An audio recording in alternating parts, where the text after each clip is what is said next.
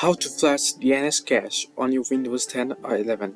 Hello everyone, welcome back to our channel. Today I'll guide you on how you can flush your DNS cache on your Windows 10 or 11. Well, the steps are pretty simple and easy if you are on either Windows, whether 10 or 11. Simply head over to your Start button and on the Start menu on the search bar, search for CMD.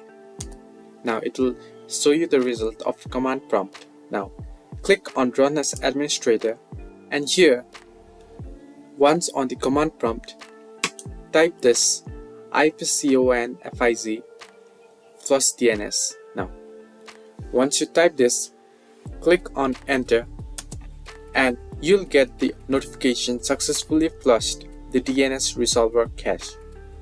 Now, once you have done this, close the tab, and all you need to do is go to your shutdown option and restart your PC.